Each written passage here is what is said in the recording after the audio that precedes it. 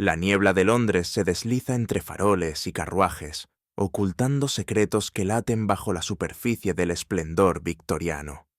Allí, donde la música de un salón puede desvanecerse en un grito ahogado, comienza un relato de belleza y veneno, de apariencias tan frágiles como peligrosas. Dime, ¿desde dónde estás escuchando esta historia? ¿Y qué hora es allá donde estás ahora? Déjamelo saber en los comentarios.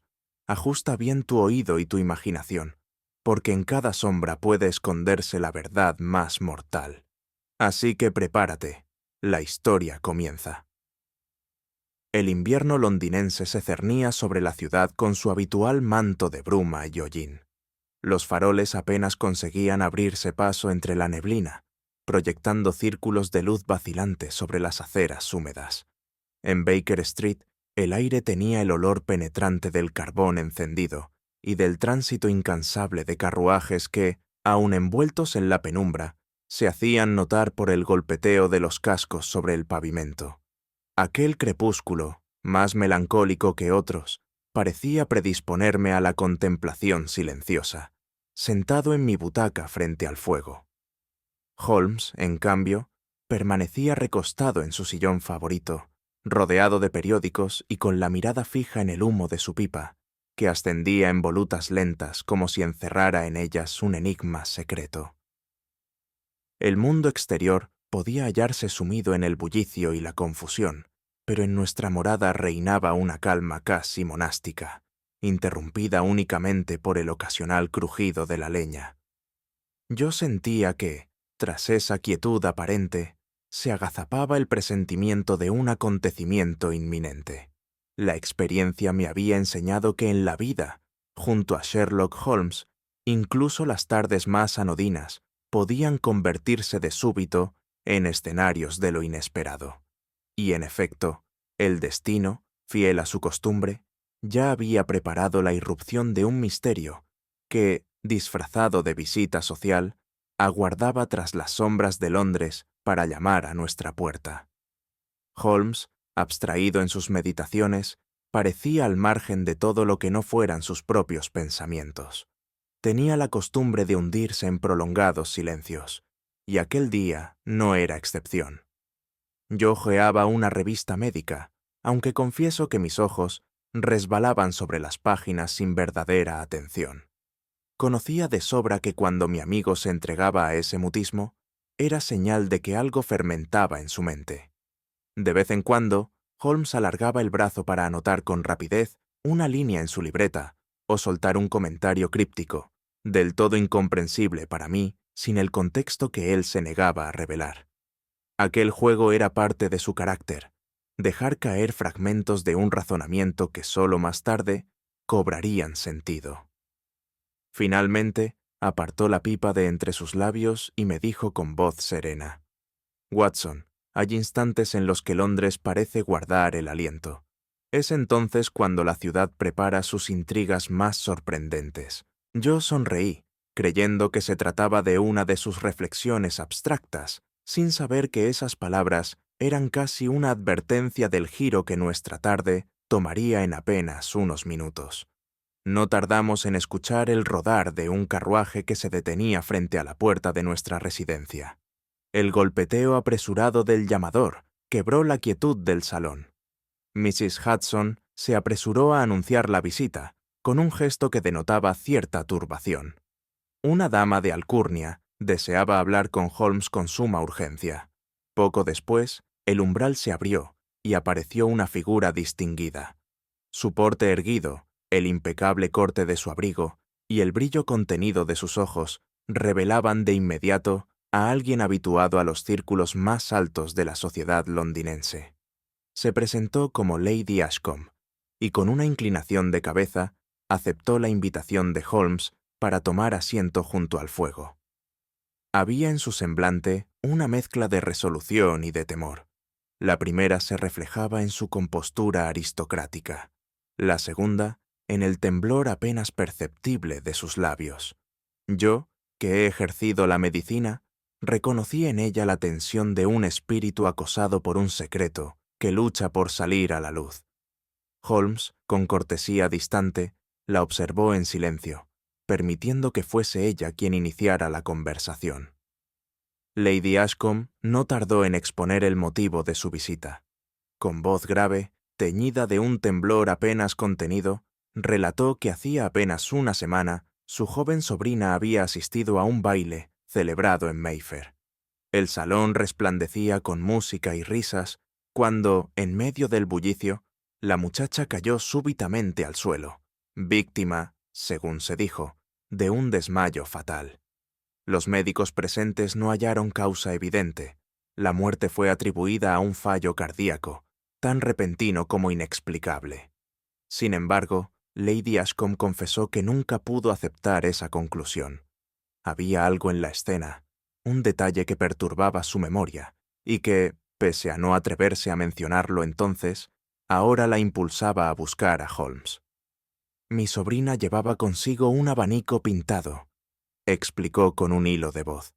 No se separaba de él en toda la velada, y aún lo tenía en sus manos cuando su cuerpo quedó inmóvil en el suelo. Algo en ese objeto, señor Holmes, me llena de aprensión. Sus palabras flotaron en la estancia como un presagio ominoso. Yo no pude menos que mirarla con compasión, consciente de la carga que depositaba sobre nosotros. Holmes, en cambio, se inclinó hacia adelante, con los ojos brillantes de expectación. De entre el bolso que llevaba, Lady Ashcombe extrajo un estuche alargado y lo colocó con cuidado sobre la mesa. Con un gesto casi ceremonial, lo abrió, revelando el abanico en cuestión.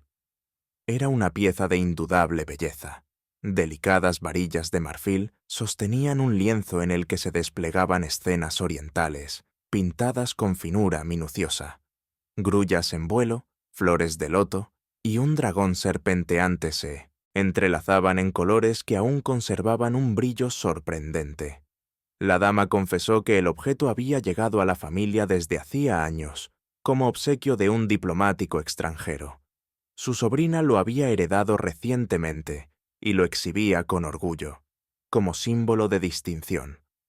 Pero ahora, la nobleza de aquel objeto parecía teñida de una sombra inquietante. Holmes lo sostuvo entre sus manos con un gesto que combinaba respeto y escrutinio. Lo giró bajo la luz de la lámpara, estudió cada pliegue, cada trazo del pincel, y pasó los dedos suavemente por los bordes, como si buscara una textura oculta. Yo observaba con creciente fascinación. A mis ojos no era más que una obra de arte. Para Holmes, en cambio, el abanico se convertía en un manuscrito cifrado, presto a revelar un secreto mortal. Holmes permaneció unos instantes absorto, como si el abanico le hablara en un lenguaje que solo él podía comprender. Sus ojos recorrían las figuras con la precisión de un cirujano que busca la raíz invisible de una enfermedad. Finalmente, emitió un leve murmullo que, viniendo de él, equivalía a una exclamación. «Interesante», dijo, y alzó la mirada hacia Lady Ashcombe. «Este objeto no fue concebido únicamente para el deleite estético. Hay aquí indicios de alteraciones recientes». Señaló con la uña un fragmento del dragón, donde la pintura parecía más fresca, apenas perceptiblemente distinta en el relieve. Luego llevó el abanico a su nariz, aspirando con cautela. Un gesto fugaz cruzó su rostro. Había detectado algo que escapaba a nuestros sentidos. «Watson, ¿nota usted un aroma particular?», me preguntó. Yo negué, incapaz de distinguir nada más allá del olor a carbón y a cuero viejo en la estancia. Holmes, satisfecho, dejó el objeto sobre la mesa y volvió a reclinarse, como un maestro que ya ha hallado el hilo conductor de un enigma. El silencio que siguió fue interrumpido por la voz grave de Holmes. «Lady Ashcombe, temo que la muerte de su sobrina no fue el resultado de un desmayo». Sus palabras cayeron con el peso de una sentencia. «Ese abanico guarda un secreto, y no me sorprendería que fuese un instrumento letal, cuidadosamente disfrazado». La dama palideció, aferrando su pañuelo con fuerza. Yo sentí un estremecimiento, pues comprendí que la tranquila velada de Baker Street acababa de convertirse en la antesala de un nuevo caso. Holmes, con esa calma imperturbable que le caracterizaba, añadió: «La verdad yace oculta en este objeto, y será nuestra tarea desentrañarla antes de que su sombra reclame otra víctima». Así, con aquel presagio, quedamos ya irremediablemente comprometidos en un misterio cuyo alcance aún no podíamos imaginar. Mientras Lady Ashcombe hablaba, yo no podía evitar imaginar con precisión los detalles de la escena que ella nos describía. El salón de Mayfair, iluminado por candelabros de cristal, se hallaba colmado de música y risas. La orquesta tocaba valses, vieneses, y los vestidos de seda brillaban bajo el reflejo de las lámparas, formando un torbellino de colores y perfumes. Los caballeros, engalanados en impecables trajes de etiqueta, conversaban con un aire de distinción forzada, tan propio de aquellas reuniones sociales. Las conversaciones versaban sobre política, viajes, negocios en ultramar, temas que se entremezclaban con frivolidades propias de la juventud. Era, según la dama, una velada como tantas otras, donde el esplendor servía de máscara a rivalidades soterradas y alianzas estratégicas. Holmes escuchaba sin mover un músculo, pero yo advertía en sus ojos la chispa de quien comienza a descifrar una trama oculta tras lo banal. Lady Ashcombe relataba con voz temblorosa, como si aún oyera la música y el bullicio sofocando su angustia. La imagen del salón resplandeciente se imponía en mi mente, y cuanto más brillante me parecía, más ominosa se volvía la sombra que se cernía sobre aquel recuerdo. En medio de aquel cuadro fastuoso, la sobrina de Lady Ashcombe se erigía como el centro de todas las miradas. Radiante en su juventud, se desplazaba entre los invitados con la naturalidad de quien goza de simpatía universal. La dama insistió en un detalle. La joven sostenía en sus manos un abanico de delicada factura oriental, al que parecía aferrarse como si se tratara de un amuleto. Holmes, al escuchar la mención del objeto, me lanzó una mirada fugaz que comprendí de inmediato. Aquel era el mismo abanico que ahora descansaba sobre nuestra mesa en Baker Street. Lady Ashcombe describió cómo la muchacha reía, cómo sus mejillas adquirían un leve rubor bajo la luz de los candelabros, y cómo varios caballeros la seguían con interés manifiesto. Entre ellos, algunos cuya presencia, como más tarde sabríamos, no era del todo inocente. De repente, continuó la dama con voz trémula, en medio de un vals, la joven palideció, tambaleándose entre los brazos de su acompañante. Apenas tuvo tiempo de alzar el abanico, como si buscara un último apoyo, antes de desplomarse al suelo. El murmullo de la sala se convirtió en un clamor de espanto.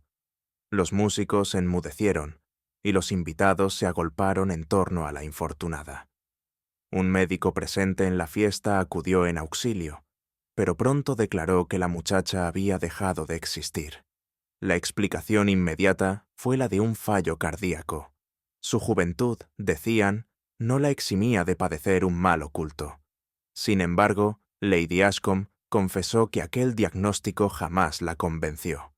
La expresión de su sobrina en el último aliento, la rigidez súbita y, sobre todo, la presencia del abanico en sus manos, la obsesionaban como si fuesen claves de un misterio no resuelto. Yo, mientras escuchaba, sentí un escalofrío. Holmes permanecía inmóvil, con el rostro inclinado hacia adelante, absorto en cada palabra, como un juez que examina las piezas de una prueba. Algo en aquella narración le confirmaba una sospecha que aún no revelaba. «Dígame, Lady Ashcombe», intervino Holmes con tono grave, ¿quiénes se encontraban más cerca de la señorita en los momentos previos a su colapso? La dama titubeó, pero finalmente mencionó 3 nombres que parecían pesarle. Primero, un diplomático extranjero, hombre de modales refinados y gran conocimiento del arte oriental, que había mostrado particular interés por el abanico. Después, un banquero, primo lejano, cuya frustración por un compromiso roto con la joven se comentaba en voz baja entre la familia. Y por último, la institutriz de la casa, mujer discreta y reservada, que conocía demasiado bien los secretos de la familia Ashcombe. Holmes anotó cada detalle con precisión quirúrgica. Yo, por mi parte, no pude evitar notar que, bajo la brillante superficie de la fiesta, emergía ahora un conjunto de figuras envueltas en sospecha. En todo salón iluminado, murmuró Holmes, siempre hay rincones de sombra donde la verdad aguarda oculta. El relato de Lady Ashcombe adquirió entonces un matiz más sombrío. La joven, aseguró, había estado en el centro de comentarios maliciosos, rumores de un romance inapropiado, murmuraciones sobre su herencia y hasta insinuaciones de enemistades femeninas. Nada se decía abiertamente, pero las miradas, las sonrisas contenidas y los silencios demasiado prolongados hablaban más que las palabras. Holmes se inclinó hacia atrás, cruzando las manos bajo el mentón. Los escándalos de sociedad, mi estimada Watson, dijo en tono bajo, casi como una lección improvisada, son como fuegos artificiales, brillan en lo alto, pero esconden pólvora peligrosa en su interior. Lady Ashcombe, al pronunciar ciertos nombres, parecía debatirse entre la lealtad y el temor. Holmes no la apremió. Se limitó a escuchar, con la paciencia del cazador que espera a que la presa se acerque por sí misma. Yo percibí claramente que, tras aquella atmósfera de lujo y música, se escondían tensiones que podían convertir un baile en escenario de tragedia. Y si Holmes lo percibía con tanta claridad, pronto sus deducciones harían aflorar lo que la sociedad londinense prefería mantener oculto. Cuando Lady Ashcombe concluyó su relato, un silencio denso se adueñó de la habitación. Yo aguardaba ansioso la reacción de mi amigo.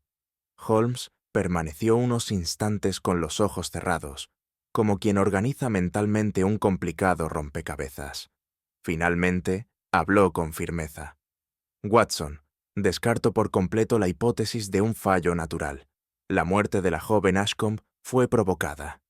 El abanico que tanto la acompañaba no es un simple accesorio. Constituye la clave del misterio. Lady Ashcombe llevó una mano al pecho, como si aquellas palabras confirmaran el oscuro temor que la había impulsado hasta nosotros. Debe comprender, señora, prosiguió Holmes, que mientras otros se distraen con apariencias, la lógica señala una intención deliberada. La joven no murió, fue asesinada. Me estremecí ante la contundencia de aquella afirmación. Sin embargo, conociendo a Holmes, sabía que no hablaba a la ligera. Watson, añadió, volviéndose hacia mí, prepare sus notas. Este caso exigirá nuestra presencia inmediata en la residencia Ashcombe. La dama exhaló un suspiro entre alivio y desasosiego. Había encontrado en Holmes la certeza que buscaba, aunque ello implicara enfrentarse a la verdad más terrible. Así, con la resolución firme de mi amigo y la inquietud que me embargaba, comprendí que el curso de los acontecimientos nos arrastraba ya hacia el corazón de un misterio cuyo desenlace aún estaba envuelto en sombras. Al llegar a la residencia Ashcombe, me impresionó de inmediato la severa majestuosidad de la mansión. Sus altos muros de piedra, cubiertos de hiedra, parecían custodiar siglos de secretos familiares. En el interior, las lámparas proyectaban una luz mortecina que apenas lograba disipar las sombras de los pasillos. El aire estaba impregnado de un silencio espeso, como si los muros mismos guardasen duelo por la joven fallecida. Los criados se movían con cautela, y sus rostros denotaban una mezcla de curiosidad y temor. Lady Ashcombe nos recibió con la misma dignidad que en Baker Street, pero ahora su porte aristocrático parecía teñido de un nerviosismo más profundo. Holmes observó cada detalle, la disposición de los cuadros, el polvo acumulado en los marcos, las huellas en la alfombra. Yo, en cambio, solo podía sentir la opresiva tensión que se respiraba en cada estancia. Era como si la tragedia reciente hubiera dejado una huella invisible, perceptible únicamente para quien estuviera dispuesto a enfrentarse a ella. Holmes, con su habitual eficiencia, pidió que le trajeran el abanico. Lo colocó sobre una mesa cubierta con terciopelo y desplegó su lupa de bolsillo. La seriedad con que se inclinó sobre el objeto me recordó la de un cirujano frente a un paciente. «Cada trazo es un testimonio», dijo con calma, «y como tal ha de ser leído con precisión». Yo lo observaba fascinado mientras examinaba primero las varillas, luego los pliegues de seda y finalmente los bordes. Con la lupa recorría cada milímetro, deteniéndose en zonas donde mis ojos no advertían diferencia alguna. Sus dedos, finos y seguros, pasaban por la superficie como quien busca irregularidades ocultas. Lady Ashcombe, de pie junto a mí, parecía contener la respiración, temerosa de que el menor gesto pudiera interrumpir el proceso. Holmes no dijo palabra durante varios minutos, pero su silencio era elocuente. Indicaba que había encontrado en aquel abanico más de lo que aparentaba. «Observe, Watson», exclamó de pronto Holmes, señalando con la uña uno de los motivos pintados. «Grullas en vuelo, flores de loto, símbolos que, en la tradición oriental, suelen aludir a la pureza y la longevidad». Me incliné para mirar más de cerca. A mis ojos era solo un diseño decorativo, pero Holmes insistió en que cada símbolo tenía un valor intrínseco, un lenguaje en clave que debía ser descifrado. «Y aquí, en el dragón», continuó, «noto algo irregular. La pintura es más reciente que la del resto. Vea cómo el trazo brilla con distinto reflejo bajo la luz. Confieso que no advertí ninguna diferencia evidente, pero confiaba plenamente en el ojo experto de mi amigo. Para Holmes, aquellos detalles no eran simples adornos, sino huellas delatoras de una manipulación reciente.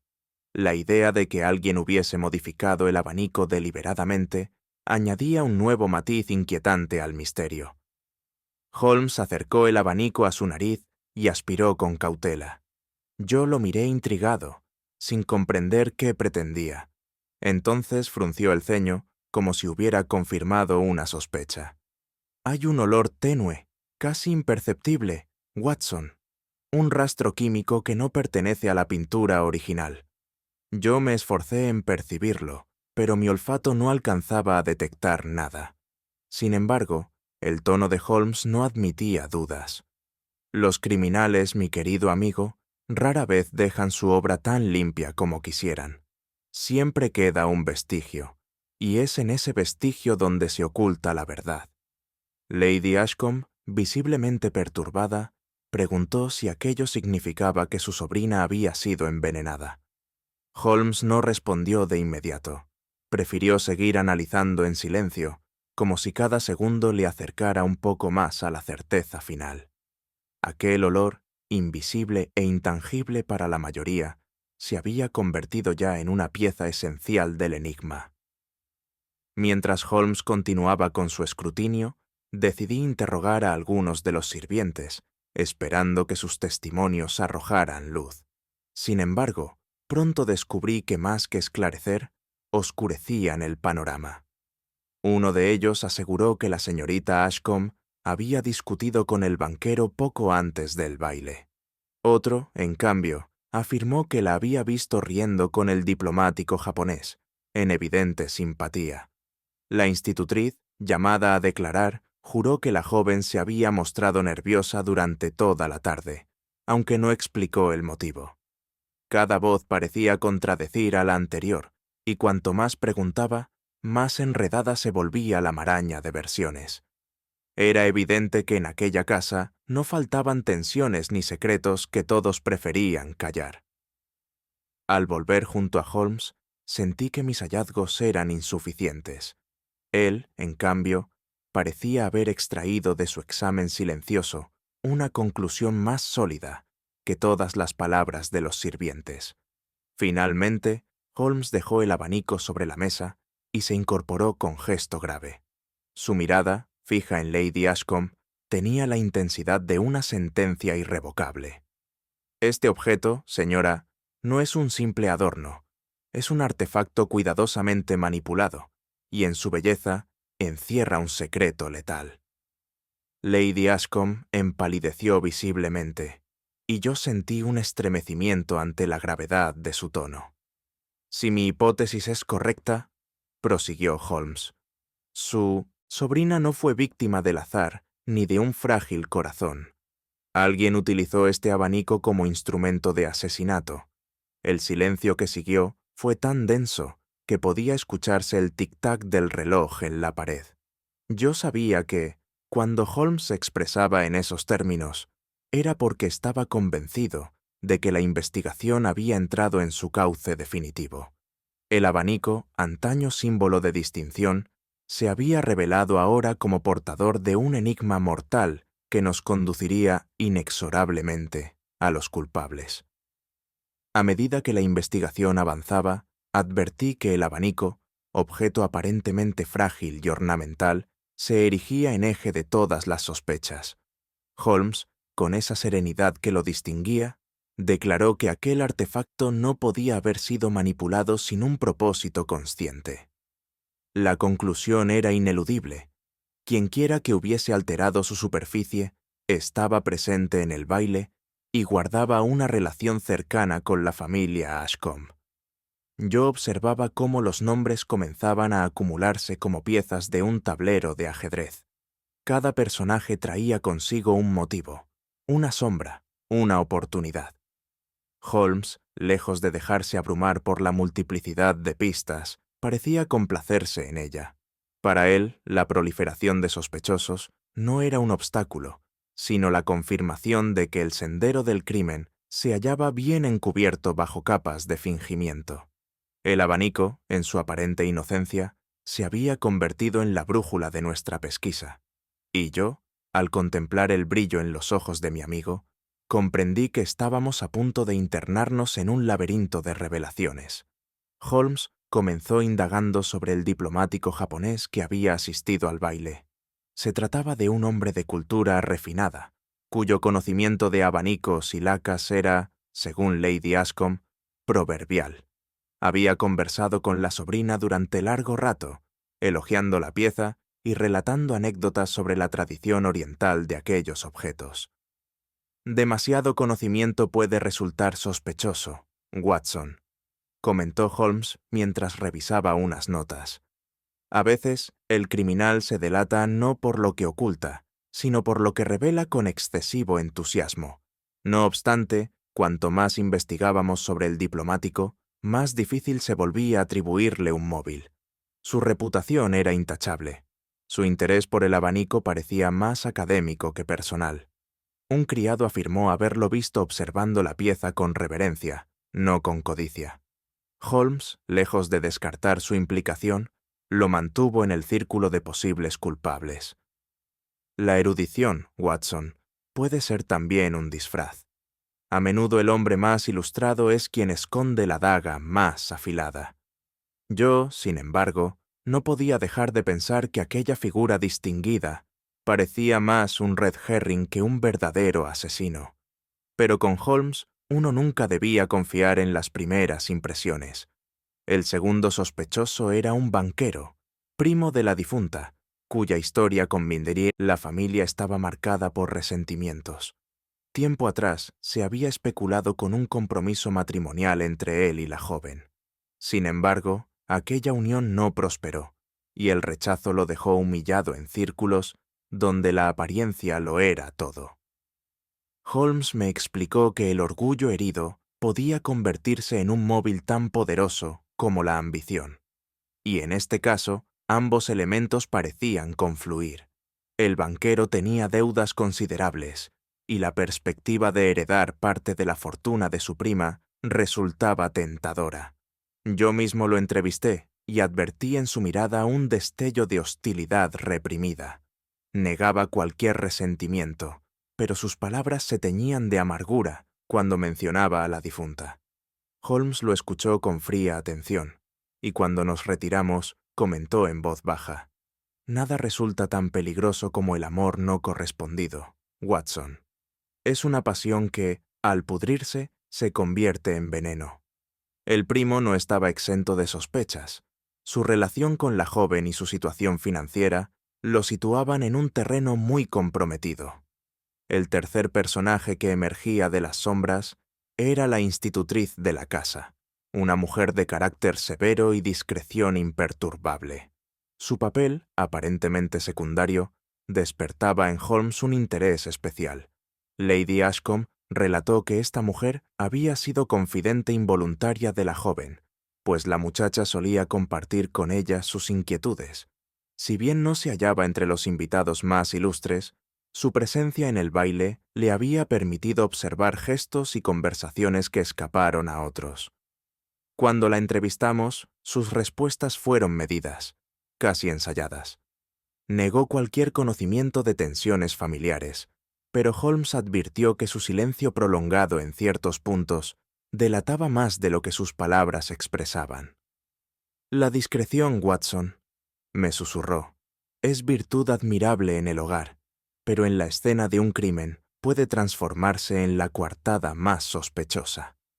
Yo mismo percibí en ella una mezcla de miedo y de lealtad, como si supiera más de lo que se atrevía a revelar. No obstante, no había pruebas concretas que la incriminaran. Holmes la dejó en la lista, convencido de que aquel silencio podía ser clave en el desenlace. En medio de nuestras averiguaciones, hizo su aparición el inspector Lestrade de Scotland Yard, con esa mezcla de suficiencia y obstinación que tan a menudo lo caracterizaba. Se presentó convencido de que la muerte de la señorita Ashcombe había sido un simple accidente. «Un desmayo, Watson. Eso fue todo», sentenció con gesto categórico. «No hay signos de violencia, y los médicos confirman un fallo cardíaco». Holmes lo escuchó con una sonrisa apenas perceptible, sin molestarse en rebatir de inmediato. Yo, que conocía a mi amigo, comprendí que disfrutaba anticipando el momento en que sus deducciones pulverizarían las certezas del inspector. Lestrade, con el celo de quien teme quedar relegado, trataba de reducir la investigación a un trámite. Para él, todo lo demás eran especulaciones de un detective demasiado inclinado a la teatralidad. Sin embargo, la presencia misma de Lestrade añadía un elemento más de tensión. Era evidente que Scotland Yard no iba a facilitar nuestro trabajo, y Holmes tendría que demostrar, una vez más, que la lógica supera al prejuicio de las instituciones. Finalmente, Holmes decidió hablar con claridad, en presencia de Lady Ashcombe, Lestrade y yo. Sostuvo el abanico entre sus manos y lo alzó como si fuera un documento acusatorio. «Inspector, suponer que esta muerte fue natural es ignorar la evidencia. Este abanico fue manipulado con un propósito letal». Lestrade bufó con desdén, pero Holmes continuó con tono implacable. «Los símbolos pintados han sido retocados. El dragón presenta trazos recientes, y lo más revelador, los bordes desprenden un olor químico inconfundible. Este objeto fue preparado para matar». La dama lanzó una exclamación ahogada.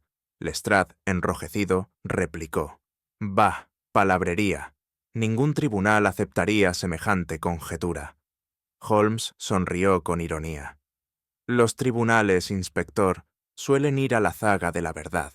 Afortunadamente, la lógica no se somete a votación».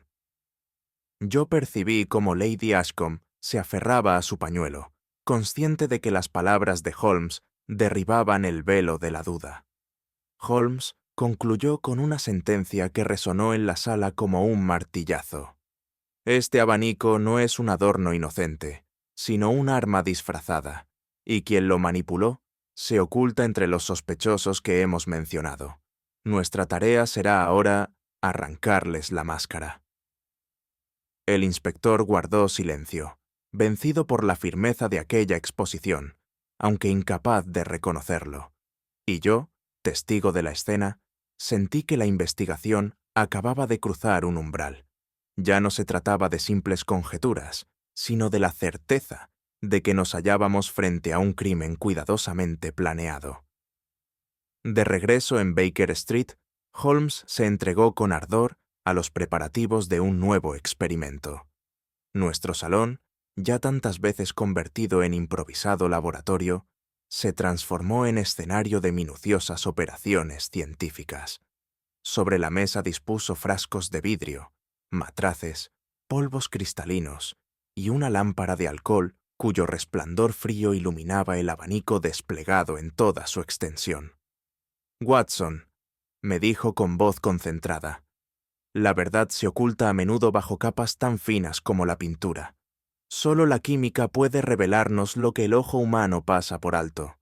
Yo lo observaba manipular cada instrumento con la precisión de un alquimista. El abanico, que en las manos de la sobrina Ashcombe había parecido un objeto de coquetería, yacía ahora bajo la mirada escrutadora de mi amigo, como un cadáver dispuesto para la disección. La atmósfera estaba impregnada del olor acre de los reactivos. Holmes, sin inmutarse, vertía con paciencia gotas sobre la superficie pintada. Yo presentía que aquel acto anodino a mis ojos pronto revelaría un misterio de consecuencias insospechadas. El primer contacto de los reactivos produjo un cambio sutil, pero inconfundible. Allí donde Holmes aplicaba la sustancia, la pintura parecía perder su opacidad, como si una cortina translúcida se levantara. «Observe, Watson», dijo con satisfacción contenida. «El arte, en este caso, es solo un disfraz». Me incliné para contemplar el fenómeno. Bajo las figuras visibles se insinuaban líneas más oscuras, trazos ocultos que emergían lentamente, como tinta que despierta de un largo letargo. Holmes sonrió con un destello de triunfo. Un criminal inteligente no confía solo en la invisibilidad de su crimen. Prefiere enterrarlo bajo la belleza, convencido de que nadie osará mirar más allá. El abanico revelaba ahora una doble faz, la superficie ornamental destinada a distraer y un fondo secreto, apenas perceptible, que aguardaba a ser descifrado. La expectación me mantenía en vilo, pues comprendía que estábamos asistiendo a la revelación de la clave de toda la tragedia. Con el velo de pintura parcialmente disuelto, surgieron caracteres que a mis ojos resultaban indescifrables. Eran signos orientales, trazados con mano experta y ocultos con deliberada paciencia. Holmes, al examinarlos, adoptó ese aire de satisfacción que tanto me impresionaba. «Estos no son adornos caprichosos, Watson. Son caracteres japoneses, quizás adaptados para cifrar un mensaje». Tomó su cuaderno y comenzó a copiar con rapidez cada trazo, comparándolos con anotaciones que guardaba en su archivo personal. La precisión de sus movimientos revelaba que había previsto la posibilidad de hallar algo semejante. «Recuerde usted», me explicó, «que el mundo del crimen no se limita a nuestras calles londinenses. A menudo los tentáculos de la codicia cruzan continentes y se revisten de símbolos exóticos para intimidar al observador profano. Yo contemplaba aquellos caracteres como un jeroglífico impenetrable. Sin embargo, en el rostro de Holmes vi la seguridad de quien ya entrevé el patrón tras el caos aparente. El abanico había dejado de ser un simple objeto. Se transformaba en un manuscrito cifrado que hablaba con la voz de lo prohibido. Holmes dedicó horas a comparar los signos revelados con documentos en distintos idiomas que conservaba en su archivo. Finalmente, con un gesto de victoria, exclamó: «Watson, aquí no tenemos un poema ni una dedicatoria secreta, sino un registro contable. Observe estas repeticiones. Son cifras, abreviadas y disfrazadas como caracteres orientales». Me explicó que aquel cifrado aludía a transacciones financieras de origen dudoso, probablemente relacionadas con especulación bursátil y tráfico de mercancías prohibidas. Lo inquietante era que ciertos nombres y cantidades podían vincularse a personalidades respetables de Londres. «El abanico», dijo con voz grave, «era, en realidad, un libro mayor, portátil, al abrigo de las miradas indiscretas. El arte servía de coartada, el veneno, de protección». Aquella deducción me llenó de asombro. Si la joven Ashcombe había llegado a descubrir siquiera un fragmento de ese secreto, Comprendí ahora cuánto peligro se cernía sobre ella. Holmes cerró el cuaderno con un golpe seco y me miró con una expresión que combinaba triunfo y gravedad. El enigma adquiría un nuevo matiz, más turbio y más vasto de lo que habíamos imaginado. Debo confesar que pocas veces me he sentido tan sobrecogido como aquella tarde. Ver surgir, bajo la superficie de un abanico de seda, la evidencia de un delito económico me produjo una mezcla de fascinación y horror. Me acerqué al fuego, intentando ordenar mis pensamientos. ¿Qué clase de mente perversa convertía un objeto de belleza en archivo clandestino? ¿Cómo podía un símbolo de refinamiento femenino convertirse en el escenario de una conspiración mortal? Holmes, que percibió mi turbación, me dijo con serenidad: «No se engañe, Watson. La belleza es el disfraz favorito del crimen. Precisamente porque distrae y cautiva, ofrece el escondite perfecto». Reflexioné sobre las implicaciones morales de lo que descubríamos. Detrás de aquel asesinato no se escondía solo la pasión o el rencor, sino intereses que tocaban las fibras de la codicia más amplia y organizada. Era un espejo oscuro de la sociedad misma, donde el esplendor de las fiestas se sostenía sobre cimientos de intriga. Yo, médico de vocación y hombre de corazón más que de cálculo, no podía menos que admirar el frío rigor de Holmes. Para él, cada descubrimiento era una pieza del rompecabezas. Para mí, era también un recordatorio de la fragilidad de lo humano. Holmes permaneció de pie, mirando el abanico como quien contempla un cadáver que aún guarda secretos.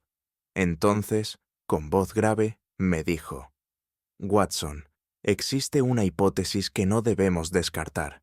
La señorita Ashcombe pudo haber comprendido, siquiera en parte, la naturaleza de este objeto, y esa comprensión selló su destino». Me estremecí. La idea de que la joven hubiera sido víctima no solo de un veneno, sino de su propio hallazgo fortuito, añadía una dimensión más cruel al crimen. «Piense usted», prosiguió Holmes, «una heredera joven, inteligente, con acceso al abanico, una mirada curiosa, una sospecha, y de pronto el velo de la belleza se desgarra. El culpable, temeroso de quedar al descubierto, decide actuar antes de que su secreto sea revelado. La hipótesis encajaba con una lógica implacable. Y, sin embargo, la frialdad con que Holmes lo expresaba me hizo sentir un escalofrío. Yo miré el abanico extendido sobre la mesa, y por primera vez lo vi no solo como un objeto letal, sino como una trampa en la que la joven había caído por azar. El aire en Baker Street se volvió más denso, como si el propio salón compartiera con nosotros la gravedad de aquel descubrimiento. En más de una ocasión, había visto a Holmes transformar nuestro modesto salón de Baker Street en un auténtico laboratorio de química. Aquel día, sin embargo, lo hizo con una solemnidad especial, como si el destino de la verdad pendiera de los frascos alineados sobre la mesa. Dispuso matraces, tubos de ensayo, una lámpara de alcohol y varias sustancias que había guardado en cajones de procedencia siempre misteriosa. «El crimen», me dijo mientras ordenaba los utensilios, «Watson, no es sino la ciencia de la malicia, y como toda ciencia, deja rastros que pueden reproducirse en un laboratorio». El abanico, desplegado sobre un paño blanco, parecía un paciente dispuesto para la disección. Holmes lo examinaba con la intensidad de un anatomista. Yo, aunque habituado a sus experimentos, no pude evitar sentir cierta aprensión. En aquel objeto de apariencia delicada se ocultaba, lo presentía, la clave de un crimen tan refinado como cruel. La luz oscilante de la lámpara iluminaba el rostro de Holmes, donde se mezclaban concentración y un entusiasmo contenido.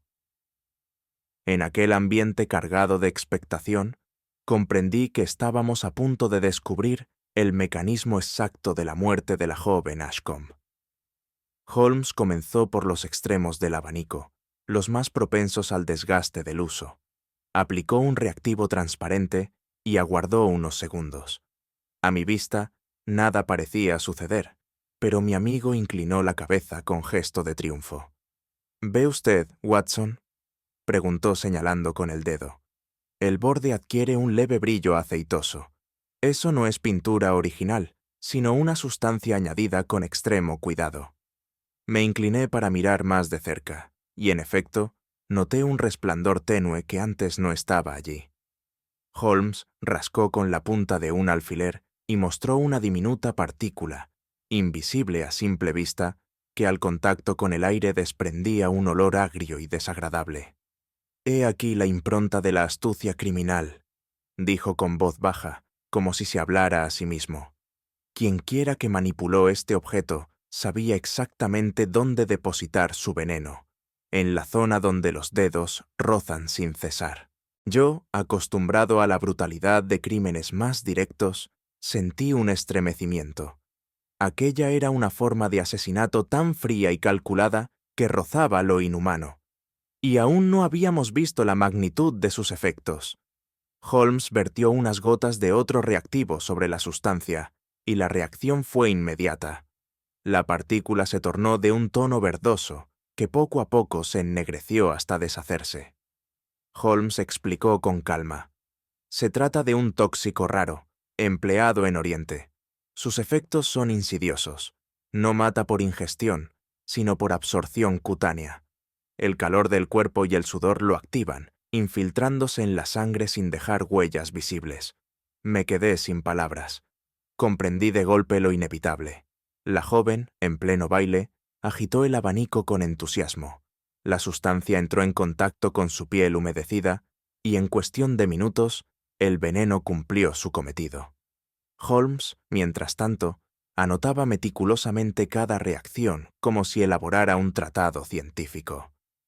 Es un método de una crueldad refinada, Watson, invisible para el ojo común, letal para la víctima y perfecto para un asesino que buscaba ocultar su mano.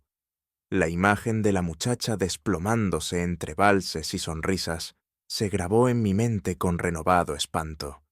El abanico había dejado de ser un objeto artístico. Era, sin duda, un arma homicida. Cuando la reacción química se completó, Holmes se incorporó con gesto solemne. Sus ojos, brillantes de certeza, se clavaron en los de Lady Ashcombe, que nos acompañaba con el rostro desencajado por la ansiedad. «Señora», dijo con tono grave, «su sobrina no sucumbió a un accidente ni a un mal congénito. Fue asesinada. El abanico, manipulado con un veneno casi indetectable, fue el instrumento elegido. Un silencio sepulcral llenó la sala.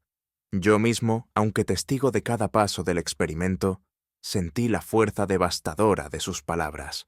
Holmes prosiguió, implacable. Nadie, salvo un criminal de fría premeditación, podía concebir semejante método. La joven fue sacrificada no por azar, sino porque constituía un obstáculo para alguien cuyos intereses estaban en peligro. Lady Ashcombe se llevó un pañuelo a los labios, incapaz de articular palabra. Yo intenté ofrecerle alguna palabra de consuelo, pero Holmes, con la frialdad propia de su carácter, se mantuvo firme. La verdad, añadió, rara vez es benévola. Sin embargo, solo ella puede darnos justicia. Aquel dictamen selló la certeza de que estábamos ante un asesinato cuidadosamente calculado, obra de una mente despiadada. Poco después apareció el inspector Lestrade, convocado por Lady Ashcombe. Entró con su acostumbrado aire de suficiencia, dispuesto a zanjar el asunto. «Holmes», exclamó apenas escuchó el relato, «me temo que su imaginación lo ha llevado demasiado lejos. La señorita Ashcombe murió de un colapso natural. Ningún jurado creería que un abanico pueda matar». Holmes sonrió con ironía. «Inspector, usted confía en la comodidad de lo evidente. Yo prefiero la incomodidad de la verdad». Lestrade se encogió de hombros y replicó con desdén. «Todo esto son trucos de química. Lo que vale es el certificado médico». Yo, indignado, estuve a punto de intervenir, pero Holmes levantó la mano. Su calma contrastaba con la terquedad del inspector. La ciencia, Lestrade, no pide permiso para existir. Puede usted seguir defendiendo su teoría del azar, pero pronto la evidencia hablará con voz más fuerte que la suya. El inspector, molesto, masculló algo ininteligible. Lady Ashcombe lo miraba con desdén, como si su incredulidad fuese una afrenta al recuerdo de la difunta.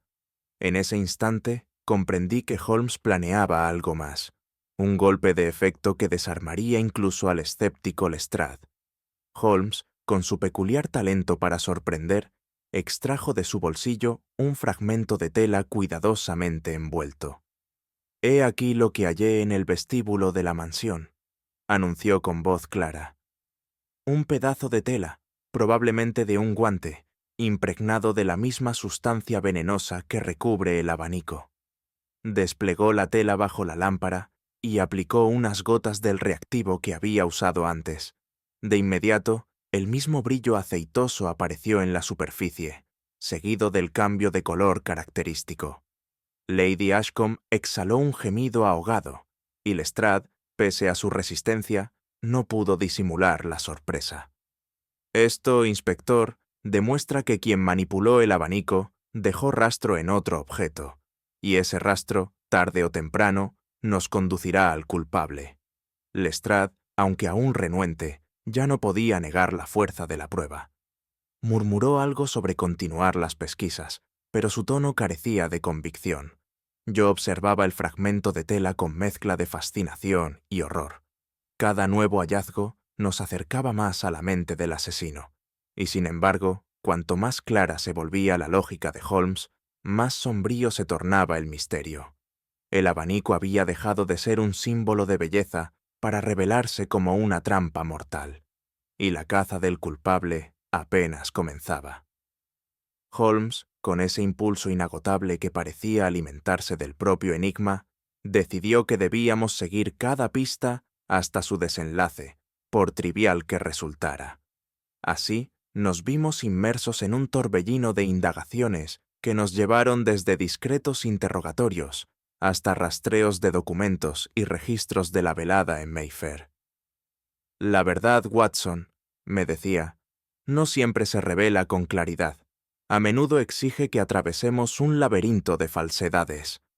Yo lo acompañaba, intrigado y algo fatigado, pues cada hallazgo prometía claridad, y pronto se deshacía en contradicciones. Personas que juraban haber visto un gesto comprometedor se desdecían al instante. Rumores que parecían sólidos se evaporaban como humo. La frustración crecía en mí, pero Holmes permanecía imperturbable. «Cada mentira es una confesión, aunque disfrazada», explicó con su habitual calma. «El criminal se esconde en la sombra, pero sus huellas se marcan en las inconsistencias. Aquella persecución de nuevas pistas nos había colocado frente a un mosaico incompleto. Y sin embargo, yo sospechaba que Holmes veía ya el dibujo general mientras yo apenas alcanzaba a distinguir fragmentos inconexos. Entre los primeros en ser sometidos a una pesquisa más rigurosa estuvo el banquero, primo de la difunta. Una revisión de sus pertenencias reveló un pequeño paquete cuidadosamente oculto.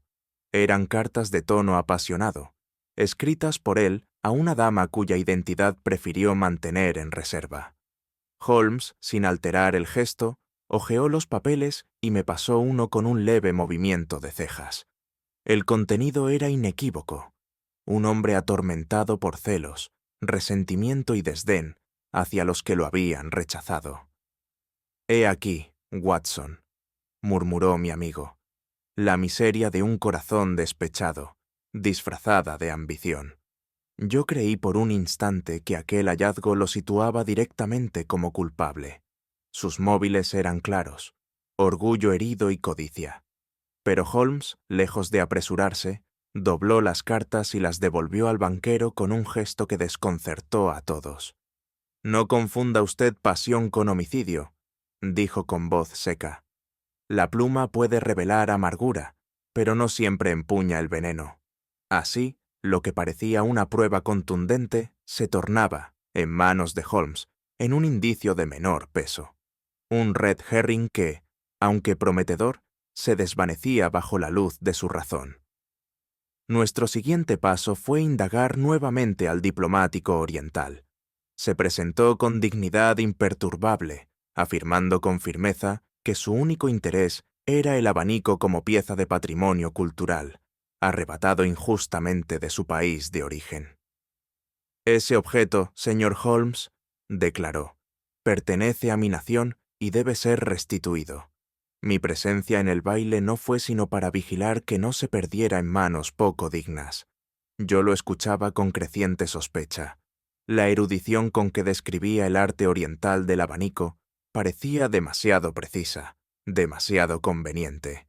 Pero Holmes, tras interrogarlo con preguntas punzantes sobre fechas y procedencias, me susurró. Su pasión es real, Watson. Este hombre busca justicia estética, no económica ni criminal. Aquellas palabras me sorprendieron, pues esperaba que el diplomático figurara entre los principales sospechosos. Sin embargo, el escrutinio de Holmes fue concluyente. La rectitud de su testimonio lo alejaba del círculo de la culpa, aunque su presencia añadía complejidad a la maraña del caso. De nuevo, la aparente solidez de una pista se desmoronaba en mis manos, mientras Holmes parecía acumular, en su memoria, un mapa invisible que yo aún no lograba vislumbrar. La institutriz fue llamada de nuevo a declarar. Se presentó con rostro pálido y voz temblorosa, como si el peso de un secreto no confesado le hubiera oprimido el alma durante días. Tras un titubeo, confesó que había tenido en su poder una carta perteneciente a la joven, cuyo contenido revelaba confidencias amorosas que podían comprometer el buen nombre de la familia. Por temor a un escándalo, había guardado silencio. No soy culpable de su muerte, dijo con lágrimas contenidas, pero sí de ocultar lo que quizás pudo haber ayudado a esclarecer la verdad. Holmes la observaba con mirada penetrante. Finalmente habló con una serenidad que me pareció casi compasiva. Señora, la prudencia mal entendida no convierte a nadie en asesino. Usted cayó por temor, no por dolo. Yo sentí alivio al escuchar estas palabras. Era evidente que la institutriz, aunque guardiana involuntaria de secretos menores, no era autora de un crimen tan refinado. Y sin embargo, su testimonio dejaba abierta una puerta inquietante. La joven, antes de morir, se hallaba rodeada de tensiones sentimentales y familiares más densas de lo que imaginábamos. Durante todo este despliegue de revelaciones parciales, Lady Ashcombe había permanecido en segundo plano, observando con compostura cada interrogatorio. Y, sin embargo, Holmes me señaló discretamente algo que yo había pasado por alto. Sus manos que temblaban levemente cada vez que el abanico era mencionado. «Mire, Watson», susurró, «el silencio es a veces más revelador que las palabras. En efecto, mientras otros se apresuraban a justificar sus actos o a proclamar su inocencia, la dama parecía sostener un mutismo que no era fruto de la dignidad, sino del temor. Sus ojos evitaban la mirada de Holmes, y sus respuestas eran breves, calculadas. Comencé a sospechar que la clave del enigma no estaba en los personajes periféricos, sino en el corazón mismo de la familia. Holmes, aunque aún no lo expresaba abiertamente, parecía compartir mi impresión. «Las máscaras sociales», dijo en voz baja, cuando la dama abandonó la estancia, «caen con un simple gesto nervioso. La verdad, Watson, rara vez se oculta lejos de la escena del crimen». Ese comentario me dejó pensativo, pues sugería que todo lo investigado hasta entonces no era más que un rodeo hacia una verdad más próxima. Al final de aquella jornada agotadora, Holmes y yo nos encontramos solos en la biblioteca de la mansión Ashcombe. El fuego crepitaba en la chimenea, y mi amigo, apoyado en la repisa, parecía sumido en una profunda meditación. «Watson», dijo tras un largo silencio, «hemos seguido caminos que nos han llevado a falsos destinos. El banquero con sus cartas, el diplomático con su patriotismo, la institutriz con sus secretos menores. Todos ellos son desvíos que nos apartan del núcleo del misterio. Yo lo miraba con ansiedad. ¿Insinúa usted que el culpable se encuentra más cerca de lo que creemos? Holmes asintió con gravedad. La mente criminal más peligrosa no siempre se esconde en la sombra lejana, sino en el círculo íntimo de confianza. Y en este caso, Watson, la verdad ha estado al alcance de nuestra mano desde el principio. No quiso añadir más. Su silencio, cargado de intención, me produjo más inquietud que sus palabras. Sabía que Holmes estaba cerca de la conclusión, y sin embargo, como solía ocurrir, prefería mantener su deducción velada hasta que la red estuviera perfectamente tendida. Yo, intrigado y algo turbado, comprendí que nos hallábamos en el umbral de la revelación final. Aquella noche, bajo la dirección de Holmes, el gran salón de la mansión Ashcombe fue dispuesto como escenario de una reunión singular. La atmósfera estaba impregnada de una tensión silenciosa, como si las paredes mismas aguardaran la revelación que estaba por producirse. Todos los implicados, convocados sin posibilidad de excusa, se hallaban presentes. El diplomático oriental, con su porte digno; el banquero, nervioso y con el ceño fruncido; la institutriz, rígida como una estatua; y finalmente Lady Ashcombe, cuyo rostro severo apenas ocultaba un rastro de inquietud. Holmes permanecía de pie junto a la chimenea, con el abanico desplegado sobre la mesa como prueba irrefutable. Yo, sentado algo apartado, contemplaba cómo cada mirada se cruzaba con recelo, tejiendo un manto de sospecha que envolvía a la sala. «Señoras y señores», comenzó Holmes con voz serena, «la verdad rara vez surge de manera espontánea. Es preciso arrancarla de entre las sombras de la mentira, pieza por pieza, hasta que el cuadro se complete». Su tono era calmo, casi didáctico, pero en cada palabra se percibía la firmeza del cazador que acorrala a su presa. Yo sabía que aquel instante representaba el clímax de nuestras pesquisas. Los sospechosos, uno tras otro, serían sometidos al peso inexorable de la lógica de mi amigo. La expectación era tal que nadie osaba moverse. En aquel silencio vibrante, Holmes se dispuso a reconstruir el crimen con la precisión de un cirujano, sabiendo que pronto uno de los presentes quedaría irremediablemente desenmascarado.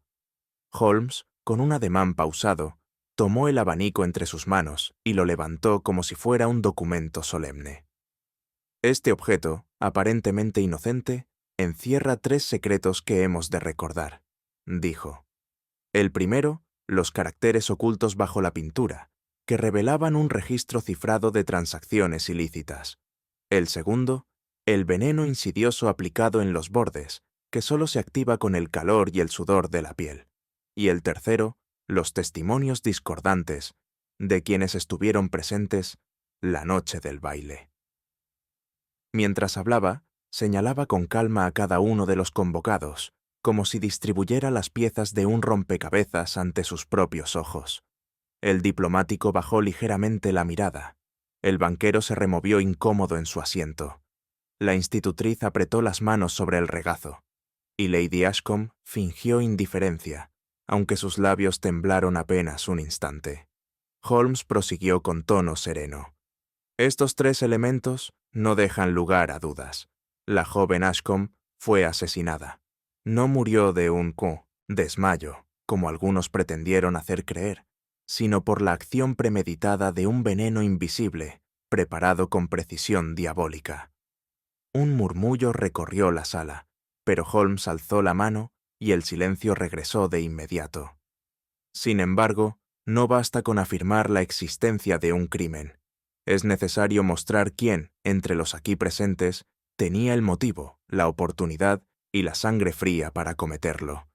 Yo observaba los rostros tensos y comprendí que la cacería había comenzado. Uno a uno, los sospechosos serían expuestos, y cada revelación nos acercaría al desenlace. Holmes dirigió su mirada hacia el diplomático, cuya postura erguida y semblante imperturbable contrastaban con la expectación general. «Señor», dijo con cortesía implacable. Su interés por el abanico fue evidente desde el principio, Nadie podía pasar por alto su erudición en el arte oriental ni su insistencia en considerarlo patrimonio legítimo de su país. El diplomático inclinó la cabeza, reconociendo la acusación velada, y replicó con dignidad: «No oculto mi deseo de recuperar ese objeto. Pertenece a una tradición que respeto y que fue arrebatada en tiempos de injusticia. Pero nunca pretendí más que su devolución pacífica». Holmes asintió levemente. Precisamente. Sus palabras, lejos de incriminarle, lo absuelven. Si hubiera querido asesinar a la joven, lo hubiera hecho por codicia, y no por un ideal cultural. Pero los signos ocultos en este abanico no guardan relación con usted. Son registros financieros occidentales, no símbolos de herencia oriental.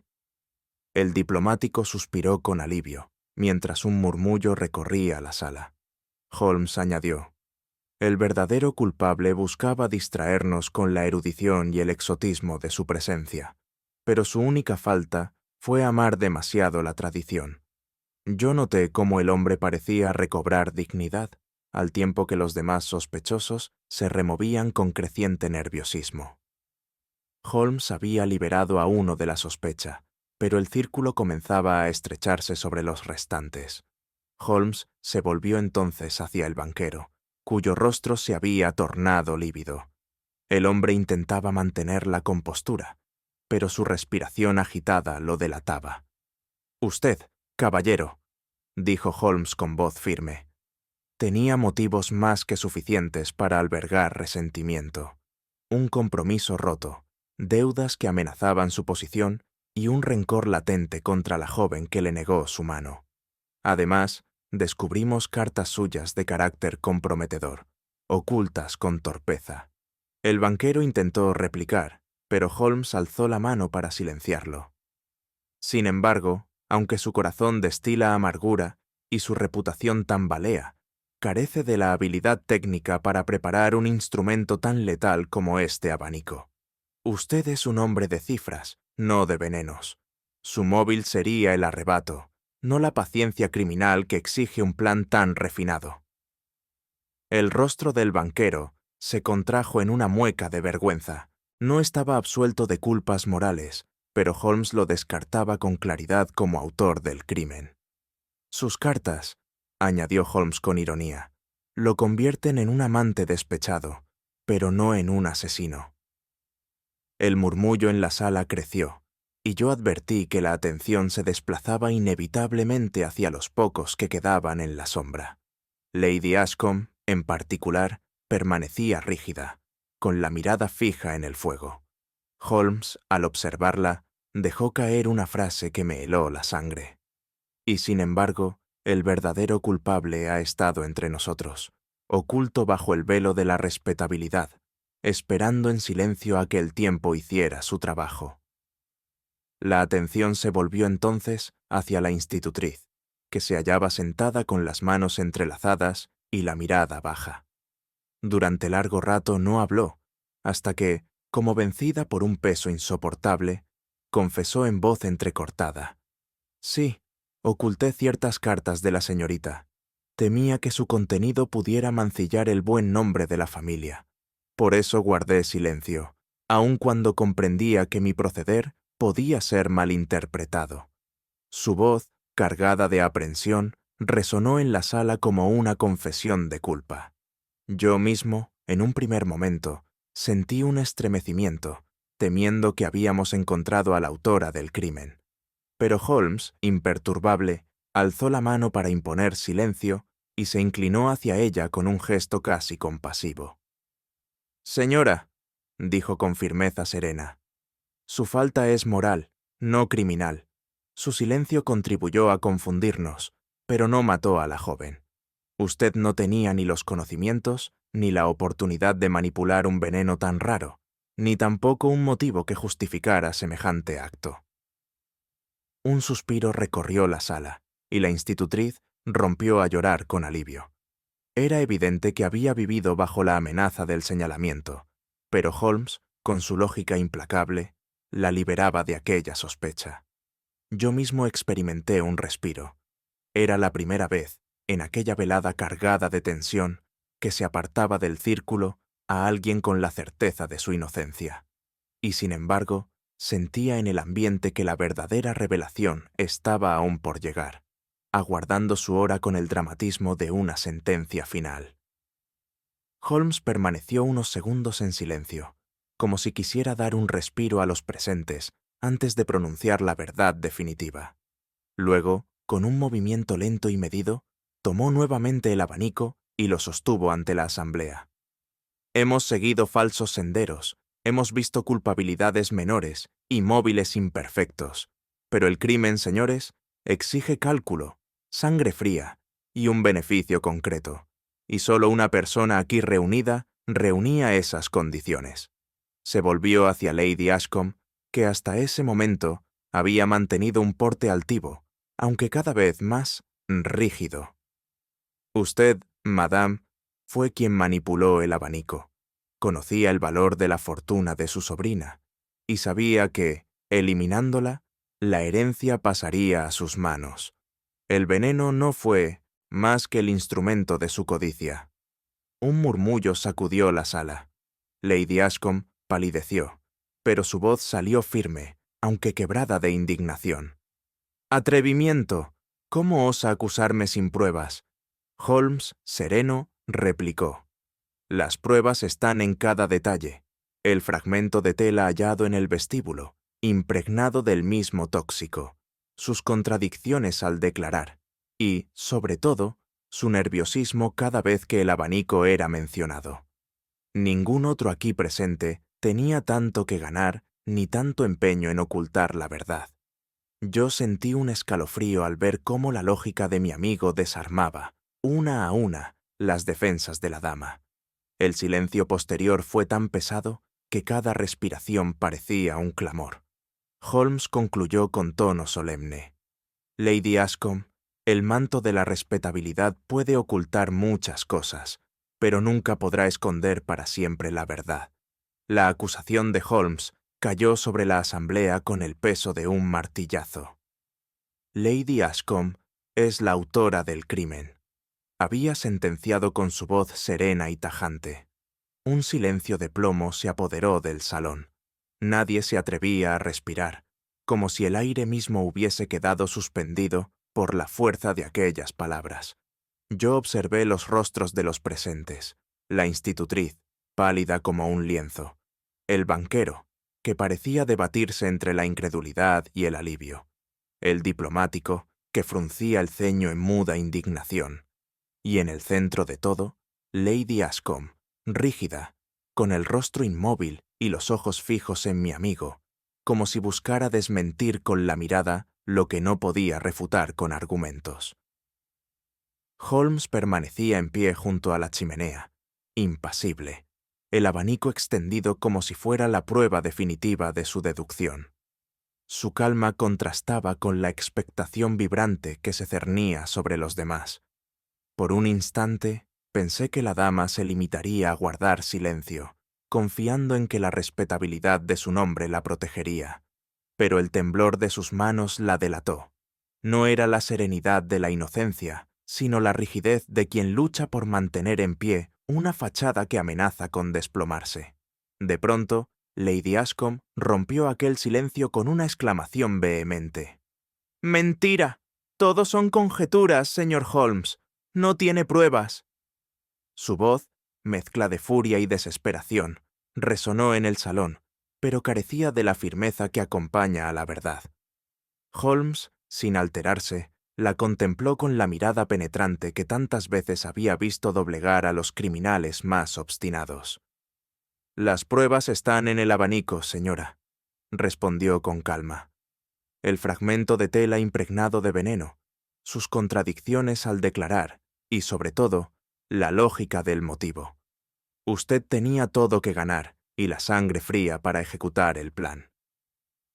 Lady Ashcombe se llevó las manos al rostro, ocultando lágrimas que parecían surgir más de la rabia que del dolor. Intentó levantarse, como si deseara imponerse a la acusación con un gesto de dignidad, pero sus fuerzas la traicionaron y se dejó caer nuevamente en el asiento. La murmuración creció entre los presentes, y yo advertí en sus ojos la certeza de que la batalla estaba perdida. No era la inocencia lo que trataba de defender, sino un muro de apariencias que se desmoronaba ante todos. Holmes, al ver su derrumbe, permaneció inmóvil, esperando con fría paciencia la inevitable confesión. La tensión se resolvió en un instante. Lady Ashcombe, con voz rota, dejó caer las palabras que confirmaban lo que ya todos sospechábamos. Sí, fui yo. Su rostro se contrajo en una mueca de amargura. Entre sollozos, explicó que la herencia de su sobrina representaba la ruina de su linaje, y que no podía tolerar que una joven frívola y caprichosa dispusiera de la fortuna que, según ella, debía permanecer en sus manos. No fue por odio, murmuró con los ojos bajos, sino por deber. La riqueza de los Ashcombe debía salvarse, aunque fuera al precio de un sacrificio. Yo escuchaba con un escalofrío. Aquella justificación, que pretendía ser noble, no hacía sino revelar la frialdad de una ambición disfrazada de deber familiar. Holmes, con su habitual tono distante, replicó: «El crimen, señora, nunca se ennoblece con el nombre del deber. La vida que usted arrebató era tan valiosa como la fortuna que quiso conservar». Ella inclinó la cabeza, vencida. Su confesión se extendió por el salón como una sombra, y todos los presentes comprendimos que el misterio había alcanzado su desenlace más oscuro. En ese momento, Lestrade, que hasta entonces había permanecido inmóvil, dio un paso al frente. Su rostro mostraba incomodidad, como si le pesara tanto la necesidad de actuar como la vergüenza de reconocer su error inicial. «En nombre de la ley, Lady Ashcombe, debo arrestarla», declaró con voz seca. La dama apenas opuso resistencia. Se dejó levantar con una dignidad quebrada, como una estatua vencida por el tiempo. Yo observé el temblor de sus manos, y pensé que en aquel instante había envejecido 20 años. Holmes se limitó a cruzar los brazos, como si ya no le incumbiera lo que venía después. Para él, la obra estaba concluida. Había mostrado el mecanismo del crimen y desvelado al culpable. Lestrade, en cambio, parecía sentir el peso del protocolo. Dio órdenes a un agente para que la escoltara, pero evitó mirar a Holmes a los ojos, consciente de que su testarudez inicial había quedado en evidencia. El ambiente era de solemne desconcierto. Nadie celebraba la resolución. Todos permanecían sobrecogidos ante la caída de una dama que, horas antes, se alzaba como ejemplo de respetabilidad. Yo mismo sentí que aquella escena, más que un triunfo de la justicia, era un retrato de la fragilidad humana. Una vez concluido el arresto, Lestrade permaneció de pie, con las manos tras la espalda y el rostro endurecido. El silencio pesaba en la sala, y todos aguardábamos sus palabras. Finalmente, habló con tono hosco. «He de admitir, Holmes, que sin usted, este caso habría sido archivado como un accidente. Scotland Yard jamás habría sospechado la presencia de veneno en un abanico». Holmes inclinó la cabeza apenas, como quien recibe un cumplido no solicitado. «La lógica, inspector, no conoce jerarquías. La verdad está al alcance de quien se moleste en buscarla». Lestrade gruñó algo parecido a una protesta, pero no insistió. Era evidente que el reconocimiento le costaba más que la propia resolución del crimen. Yo, sin embargo, no pude menos que sentir orgullo por mi amigo. Una vez más, había desenmascarado lo oculto con la implacable luz de su razón. El inspector se alejó, murmurando órdenes, mientras Holmes volvía a su asiento con la calma del sabio que contempla un enigma resuelto. Yo sabía que para él el mérito no residía en el aplauso, sino en el puro ejercicio de la deducción. Al quedar el salón en silencio, no pude evitar reflexionar sobre lo vivido. Las imágenes se sucedían con intensidad. El temblor de Lady Ashcombe al ser descubierta, sus sollozos contenidos, el murmullo asfixiante de los invitados. Todo aquello había tejido un drama que no habría desentonado en una tragedia clásica. Vi en mi mente el abanico extendido sobre la mesa, convertido en emblema de la belleza pervertida. Recordé las palabras de Holmes sobre el disfraz del crimen bajo lo ornamental, y sentí un estremecimiento. «Watson», me dijo entonces mi amigo, rompiendo mi ensimismamiento. «Hay lecciones que conviene no olvidar. La ambición revestida de honor es tan peligrosa como la daga más afilada». Yo asentí en silencio. Aquel desenlace, lejos de traer alivio, nos dejaba una sombra de tristeza. Habíamos visto caer a una mujer de alcurnia, no por un arrebato de pasión, sino por la frialdad calculada de la codicia. El murmullo de los presentes se extinguió poco a poco, y comprendí que aquella noche permanecería en mi memoria como una de las más sobrecogedoras. El crimen había sido resuelto, sí, pero su recuerdo quedaría grabado en mí, como un eco sombrío de la naturaleza humana. Tras los tumultuosos sucesos en la mansión Ashcombe, el retorno a Baker Street fue como descender de una tormenta a un refugio conocido.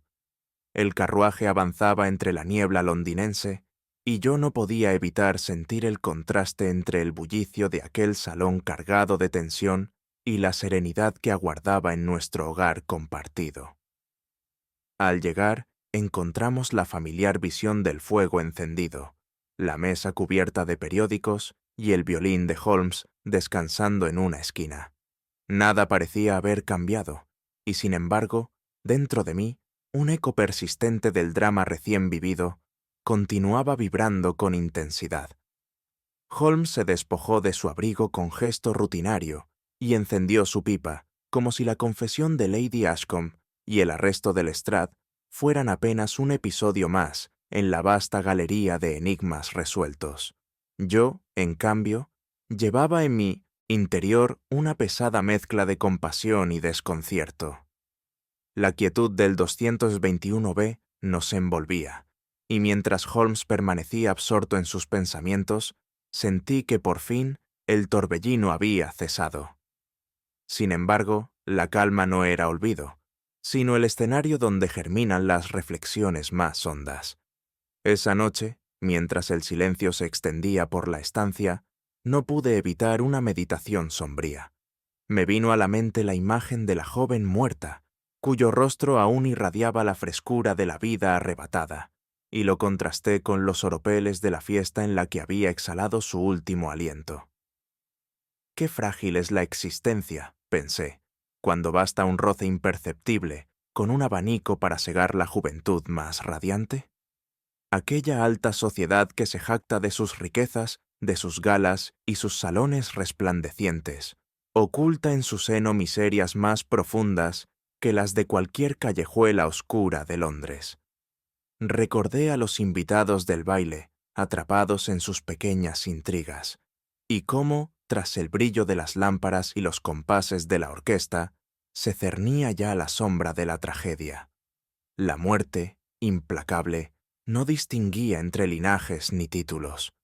Miré a Holmes, que continuaba en silencio, y comprendí que él, con su visión penetrante, veía en todo ello no solo un drama humano, sino también un problema de lógica resuelto.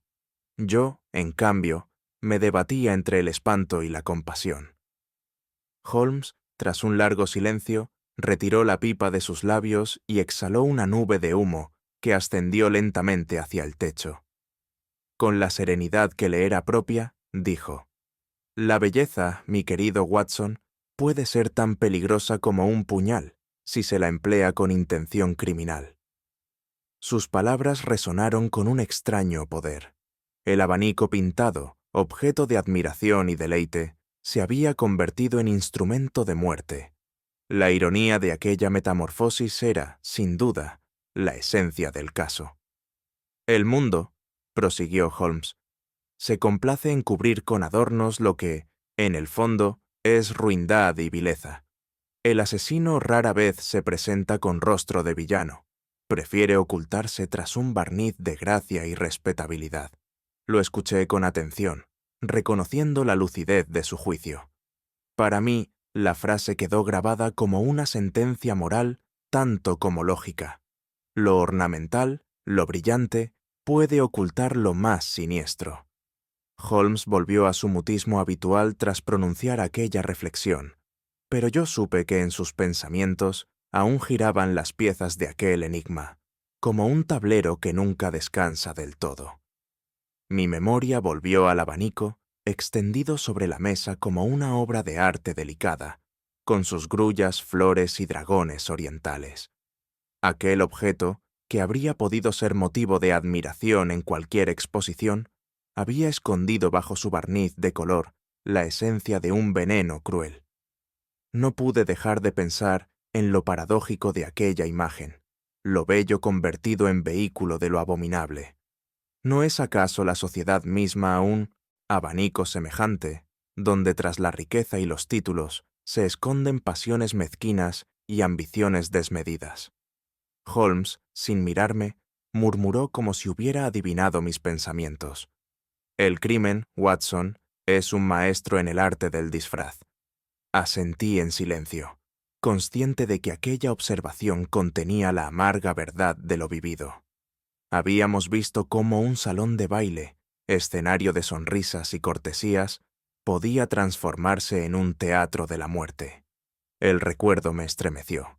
Comprendí que aquel caso permanecería entre los más inquietantes de nuestra experiencia, no solo por la astucia del mecanismo, sino porque revelaba la eterna pugna entre las apariencias y la realidad oculta. Mientras la noche avanzaba, entablamos un diálogo que, aunque breve, quedó grabado en mi memoria. «Confieso, Holmes», le dije, «que este caso me ha dejado un regusto más amargo que otros. La joven era inocente, y la asesina, alguien que gozaba de todas las consideraciones de la sociedad». Holmes me miró con una chispa irónica en los ojos. La sociedad, Watson, rara vez es un juez fiable. Aplaude al poderoso y desprecia al débil, sin reparar en la verdad que subyace bajo el oropel. Y, sin embargo, añadí yo, me entristece ver que ni la nobleza de un apellido basta para librar a un ser humano de la tentación más vil. Holmes sonrió levemente. Ese es, quizá, el consuelo de nuestra tarea. Allí donde los hombres creen que todo está cubierto de honor y esplendor, nosotros sabemos que la verdad se abre paso, aunque cueste descubrirla. Su voz, mezcla de ironía y melancolía, selló el misterio con la dignidad de un epitafio. Yo comprendí que, aunque resolviera decenas de casos más, aquel permanecería en mi espíritu como símbolo de una lección más humana que científica. Antes de retirarnos al descanso, Holmes dejó escapar una última reflexión que parecía destinada tanto a mí como al mundo entero. El mal, Watson, no siempre se oculta en lo sombrío. A menudo se esconde en lo bello, aguardando la ocasión de desplegar su veneno. Esa frase quedó vibrando en la estancia, como el eco de una campana lejana. Me hizo pensar en todos los enigmas que habíamos enfrentado. Crímenes nacidos de la avaricia, la venganza o la pasión. Pero en ninguno el disfraz había sido tan seductor como en aquel abanico pintado. Apagué la lámpara con un sentimiento de inquietud. No era el desenlace lo que me perturbaba, sino la certeza de que la vida misma, en su esplendor aparente, podía albergar horrores invisibles. Holmes, en cambio, parecía en paz. Había cumplido con su deber, hallar la verdad y exponerla. Para él, todo crimen resuelto era una lección más en la infinita escuela de la lógica. Al cerrar los ojos esa noche, comprendí que el eco moral del caso no se borraría fácilmente, porque lo que habíamos aprendido no era solo que la razón triunfa sobre el engaño, sino que la belleza, cuando se pervierte, se convierte en la máscara más peligrosa del mal. Cuando el eco del caso se desvanece, queda la certeza de que incluso los objetos más bellos pueden ser portadores de sombras. Londres vuelve a respirar con su acostumbrada calma, y sin embargo, en algún rincón de la memoria, persiste la sospecha de que el mal se disfraza con demasiada facilidad de ornamento. A veces me pregunto si alguna vez conoceremos la magnitud de lo que se oculta tras sonrisas y salones iluminados. ¿Y tú? ¿Habrías confiado en la inocencia de Lady Ashcombe hasta el final? ¿O habrías sospechado desde el primer instante? Déjamelo saber en los comentarios.